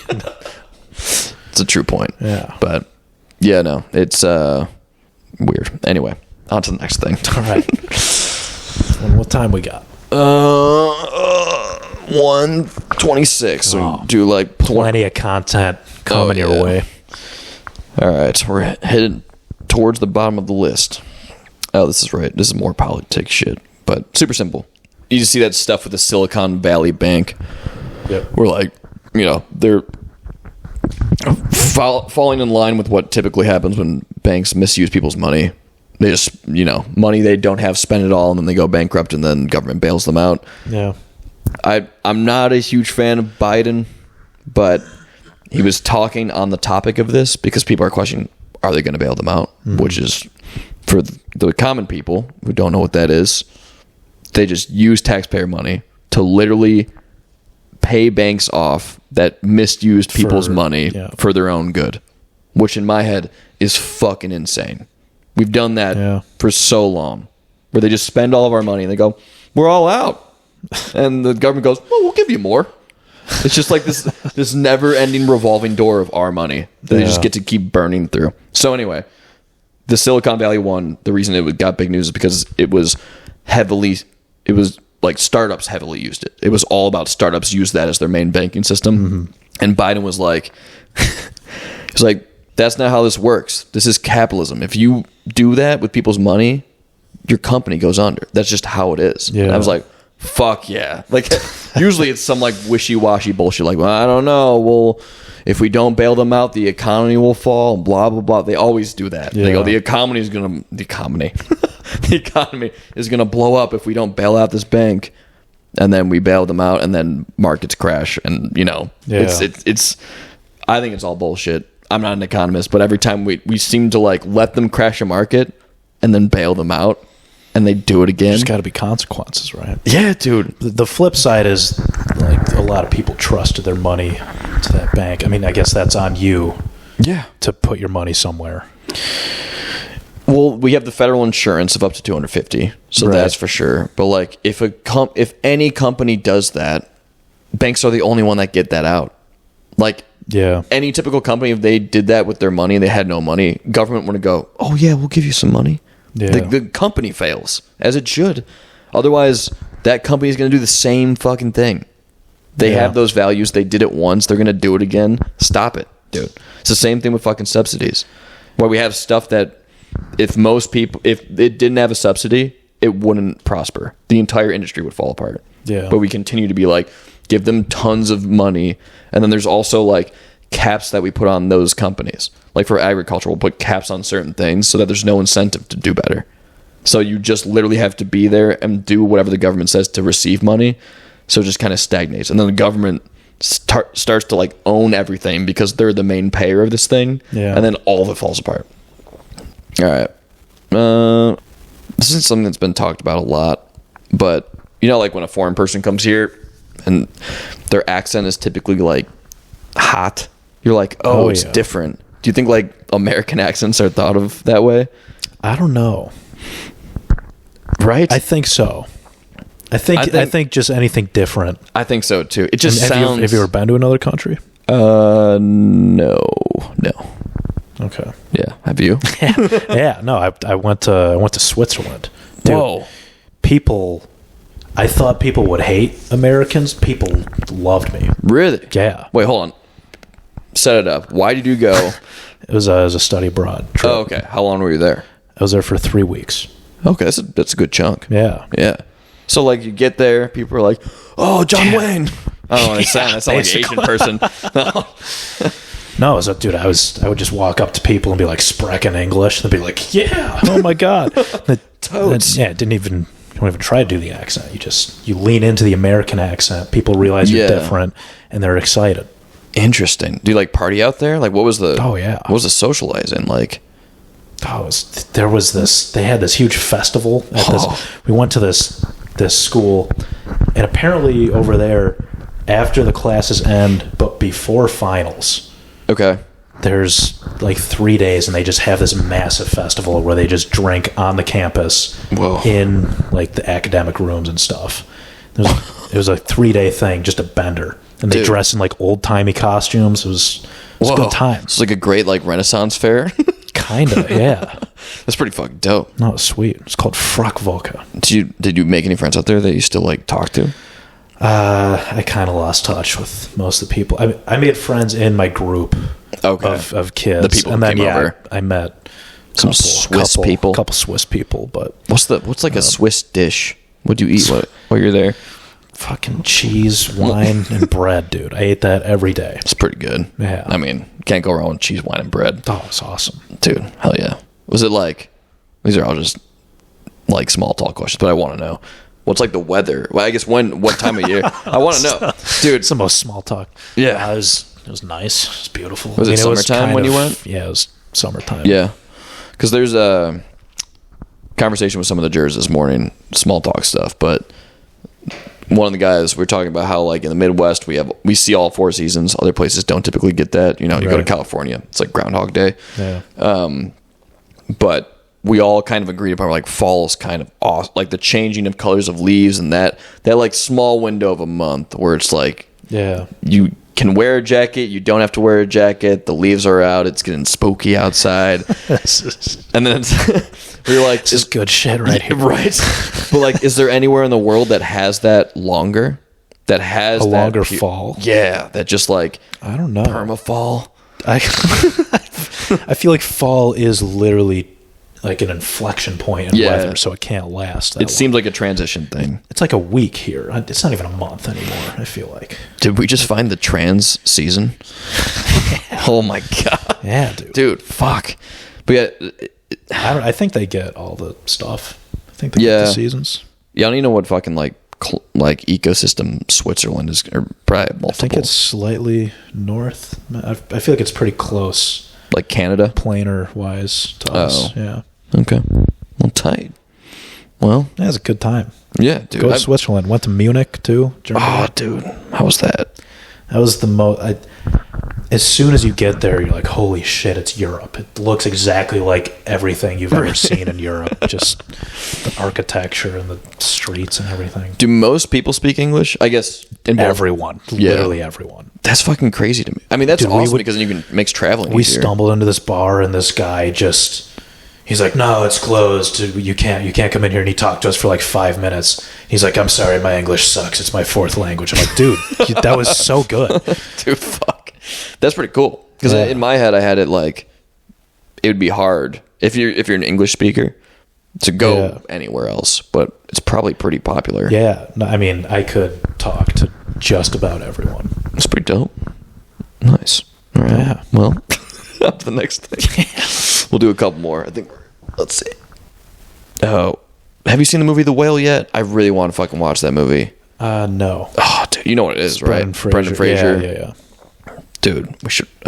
There was apparently, Dove, the soap company. Mm-hmm. This has been happening for a while with other kinds of stuff, but they're like, I don't know why is Dove making these? Does Dove make statements about stuff that's not soap? First of all, I've never heard Dove make a comment. No. Okay. Well, apparently they made a comment that was saying that movie Whale, they should have hired an actually obese person. Which, okay, hold on. Why did Dove say that? That's why I'm like, what? What connection do they have to the weight of America? Like, what? They make soap and hair care products. To their point, not to their point, to counter their point, that logic is so bad to anything. I think, okay, maybe not to everything, because I think of like, there was a movie from this is in line with Soul Man, actually. I was gonna, I didn't know where you were going with this. That movie's a 80s example, but there was a movie on Genghis Khan in like the 50s where John Wayne, the cowboy guy, was just Genghis Khan. Like full, like Asian faced. essentially. I didn't know that was a thing. Yeah. So in that realm, I can see it. Like, if you're casting people, you don't cast a white guy as the black guy. Right. Because it's like a physical thing. But I guess the obese one's a good example of that. But fuck. Maybe I'm eating my own argument. I think... Well, okay, how he was huge in that movie, right? Isn't he supposed to be like 600 pounds? Yeah.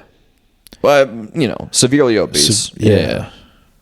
The race thing is like there's enough talent to where you should hire someone of that race to play the part. That's true. As opposed to obese people. I don't know how many obese actors signed up. I can't name one.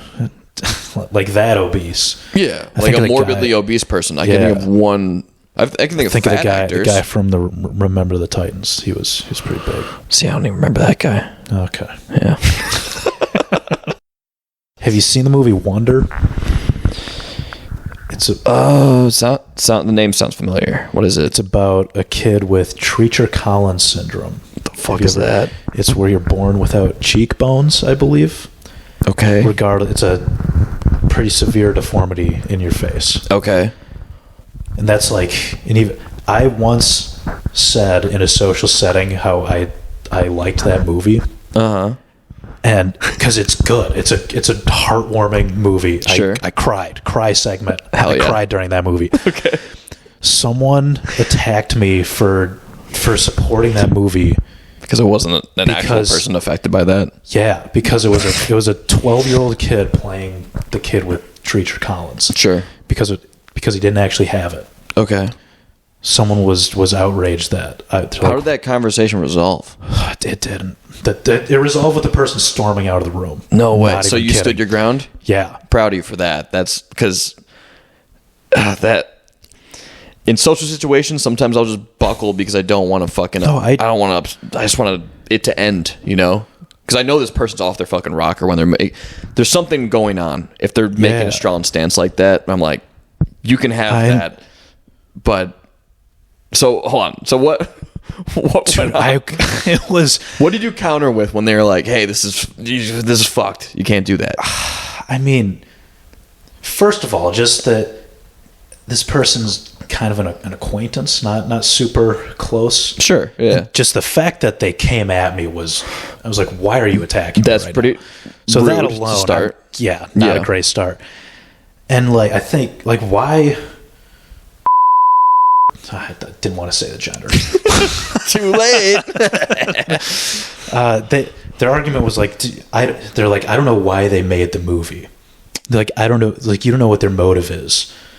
Okay. And I was like, literally the person's family was. I did a lot of research after this argument. Yeah. But okay, I shouldn't say that because I didn't say that in the time. In the moment, I was like, how many 12-year-olds with this super rare disease are lining up to play this role? Right. They probably... I'm going to go on a limb and say 0. Yeah. So, and then the response to that was, okay, well, then they shouldn't have made the movie. But I'm why? like, really? But why? This movie spread awareness to a disease I'd never heard of. Right. It showed how hard it is for a kid to grow up with that, and it was really like moving. I was moved by it. You gain compassion for those types of people who have that affliction. Something I didn't even know about. Yeah. And afterward, because the person stormed out. I was heated after this. I punched the wall. Did research, and apparently the family was brought to tears by it. They were so happy. So the people who were affected by it loved it. They were so happy that awareness was brought to the condition of Did you their reach son. out to this person afterwards? No. Here's the nail in the coffin. No. You're the most vindictive piece of shit. You got to let it go at some point. I know. I'm clearly over it, as you can tell. Yeah, absolutely. As you sit up and get really rageful. This was years ago, dude. Dude, that shit, it's weird. I couldn't believe... I was so taken aback. I never even thought it would have been a sensitive area. Yeah. So I get the whale thing.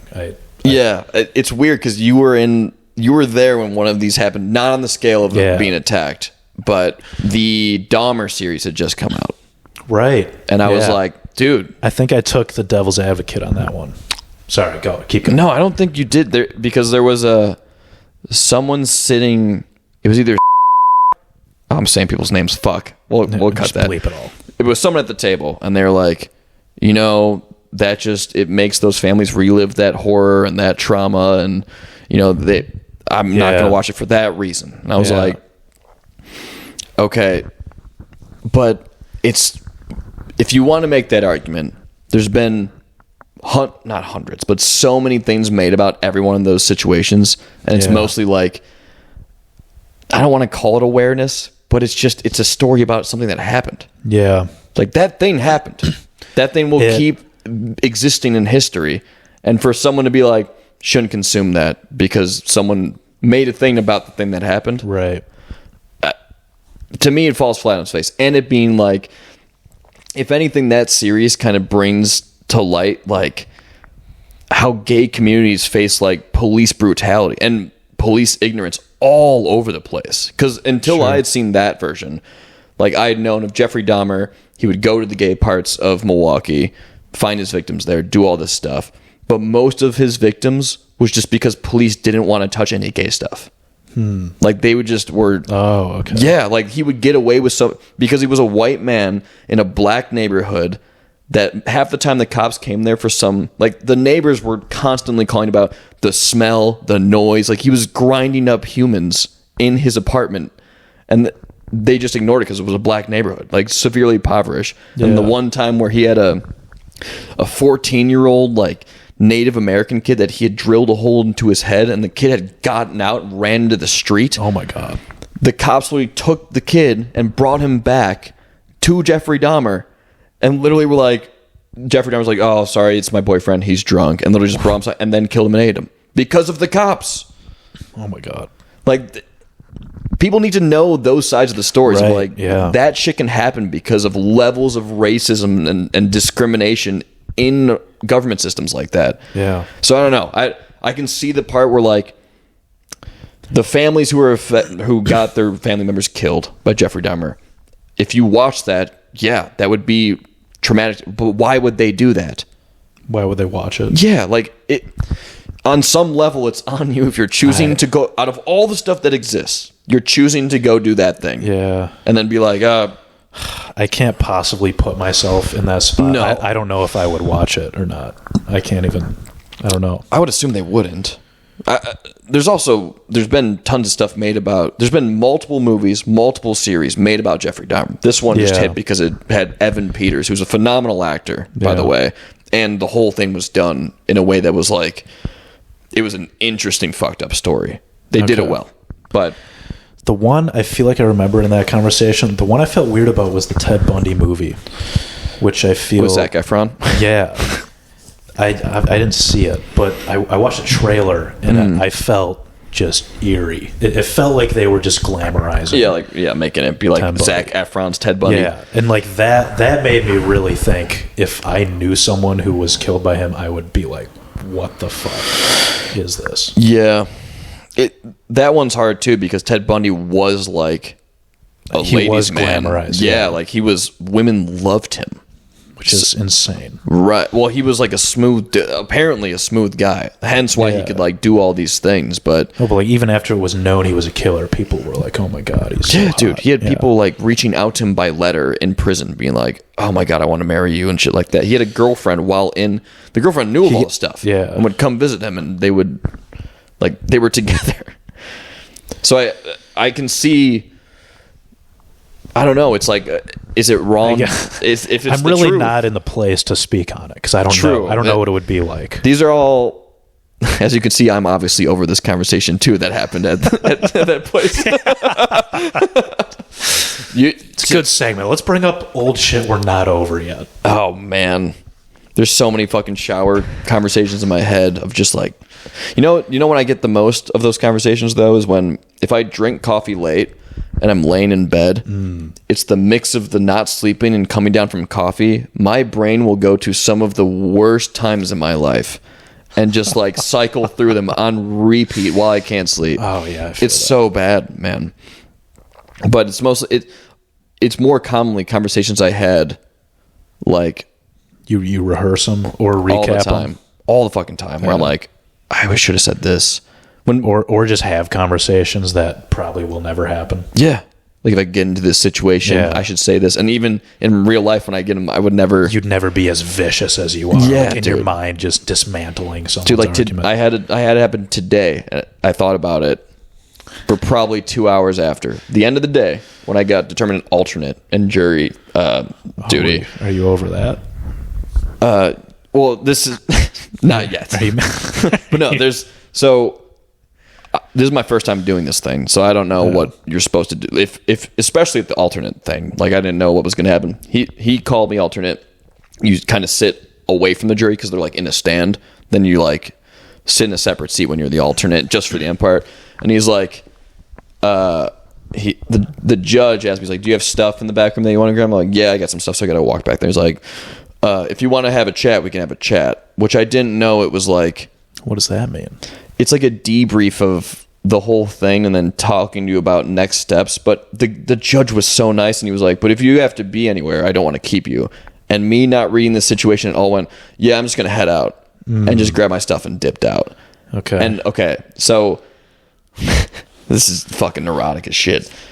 The whole time leaving, I'm like, that guy doesn't like me now. He thinks that like I just didn't even want to spend 2 seconds to talk with this man.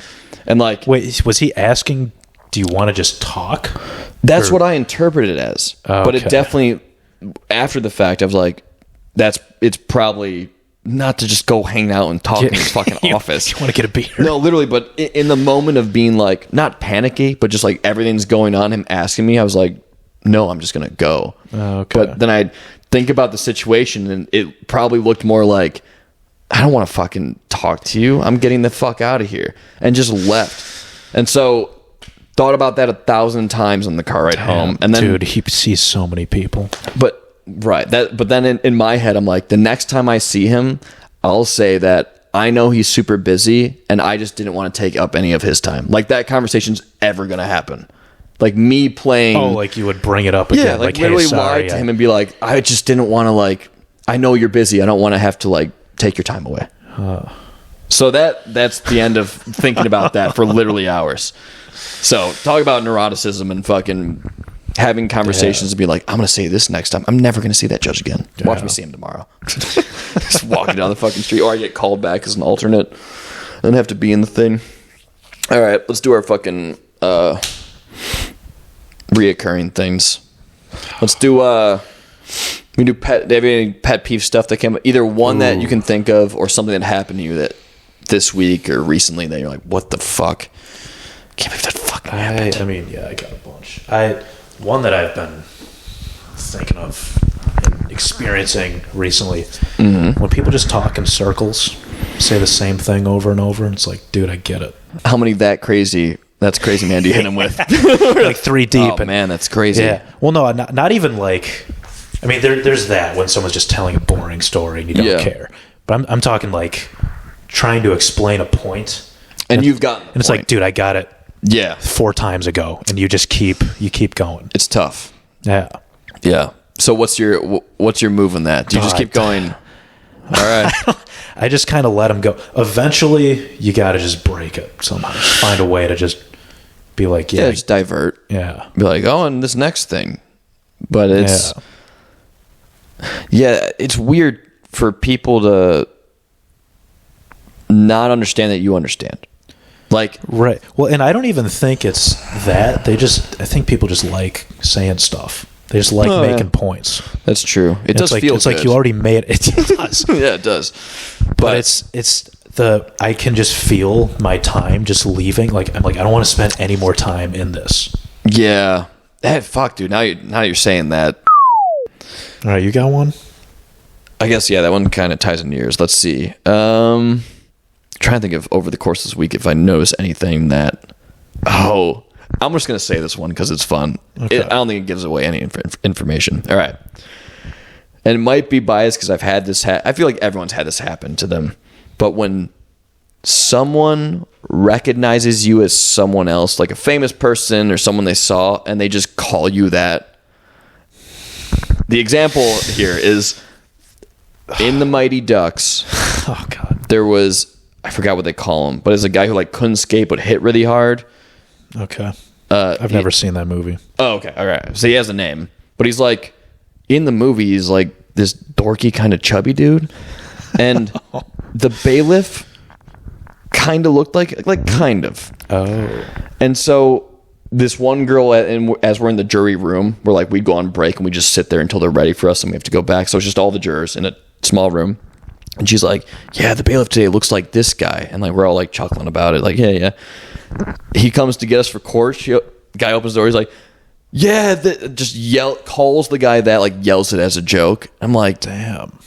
Yeah, I hate when people do that shit. Yeah. It's like such a fucking ignorance of how someone's gonna feel when you do that to them. Right. Of like, girl, what are you doing? Yeah. Ugh. I guess how did the person take it? Just like, okay. He's a bailiff at like a criminal justice system. He's like, Jesus fucking Christ. I think she said that 2 times. I was like, have you seen Mighty Ducks? And then he was like, no. Like, you could tell not wanting any part or to entertain this at all. Dude, it's got to be Brad Pitt or someone good looking if you're gonna do that to someone. That's what I'm saying. You're calling him this guy that's like not someone you necessarily want to be not associated with, but look like, and just be like, hey, yeah, this guy, and that's your name now.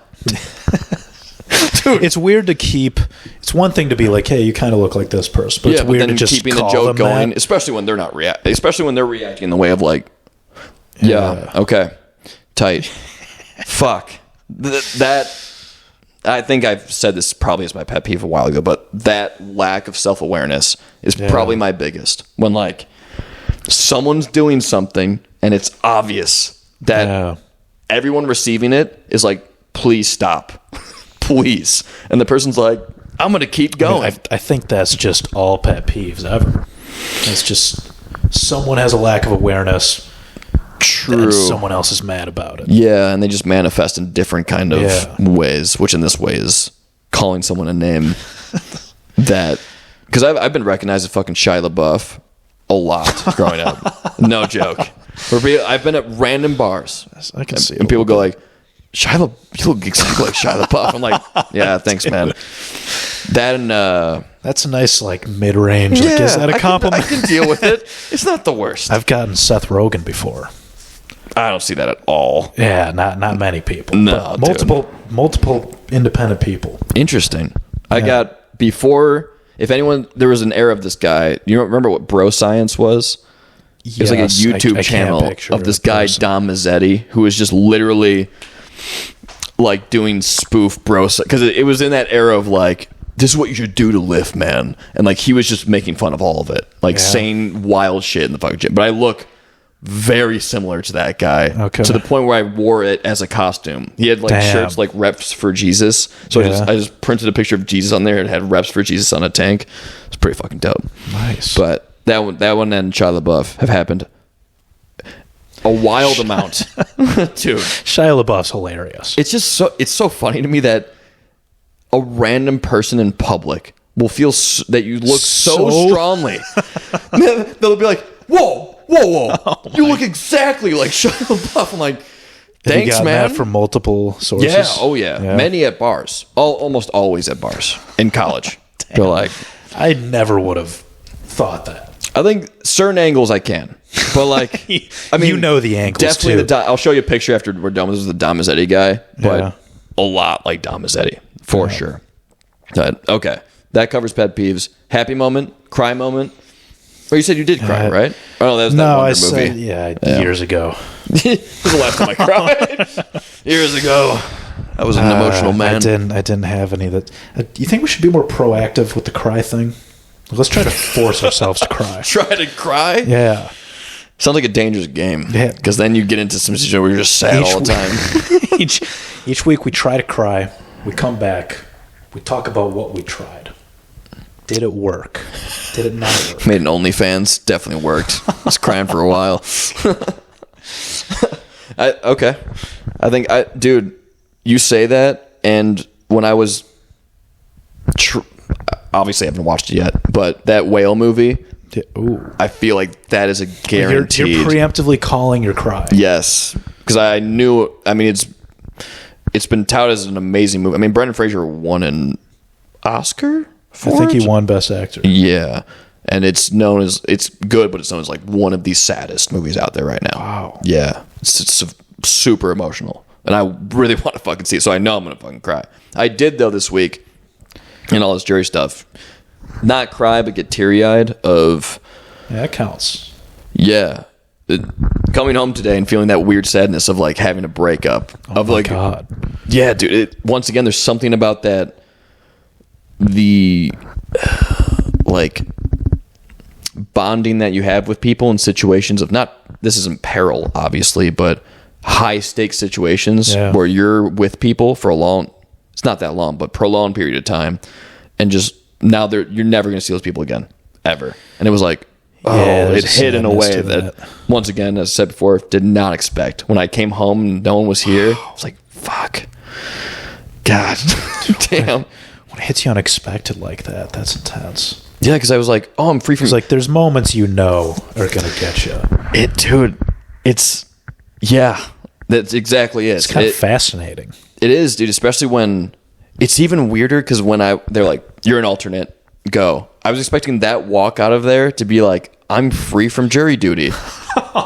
And it is Stockholm syndrome. Dude, yeah, literally. But the internal confliction was so like not in my stomach. I was like, what the fuck? Why do I feel like this? Did you just pause on the way out, just in the doorway? Hand on the wall. No, dude, literally as I got out, feeling weird, I literally opened the door of the courtroom, which is, it's like a locked, you have to go through all these hallways to get out the back and stuff. And there's this one woman in a hallway walking towards me like, so you're the alternate? Like, I'm like, what the fuck? People knew you. Well, I was like, what the fuck? Well, I forget that there's a whole gallery of people watching this thing. Right. And people have seen you coming in and out of the building. Like there's lawyers in the ecosystem that are always there that notice probably new people. Yeah. And I'm like, yeah. And she just started like grilling me with fucking questions of like, oh, how'd you was it your first time? Like, how do you feel about becoming like literally as if someone was putting a mic in my face. And you're like, I'm sad. I literally faked. I was like, I don't played the I'm so happy to leave the whole thing while internally being like, I'm never going to see these people again. Oh my God, dude. How cool were these people? These people they're just average people. But it's just like, once again, in most average situations, I don't think I have that. Like I've had situations where I spend a long time with people, but because it's in the situation of, we're in this together, we're deciding someone's outcome, there's really high stakes and we have to cooperate. I just haven't had that. It's weird, dude. I'm telling you. Damn. It's the same. This is if this ever goes live, I'm gonna get bitched at by everyone in the military. But it's like that fucking going through shit and feeling bonded by that. Like that brotherhood. I feel that way about football, in high school. When that was over, I was like, I'll never be with these people. Right, dude. We went through this shit together. It's not the military, but it's fucking hard. It's not the same as seeing someone's arm get blown off and you living through it, but that when I see people who were in the military and they're veterans and they see each other and they just have that baseline of, we're in it. We were bonded on that level. That's how I felt. Damn. As silly as that sounds. So that's beautiful. Thanks, man. I never would have guessed. Me neither. Wow. I'm growing. Isn't it kind of crazy? I was talking about this numbness and literally a week after I have an experience that blows it away. Felt something? Weirdly, seriously. Yeah. Fucking so weird. You ask and you shall receive, man. It's going to be a journey, dude. Dude, I'm excited. I'm going to start trying to do stuff. I feel like this has now been going on for so long, this podcast. Yeah. Let's fucking cap it. All right. Yeah, we're at 2:09. Jesus Christ. All right, everybody. That was good. Most of this is probably going to get cut at the end. But thanks for joining us, and we'll see you next week. Bye. God bless.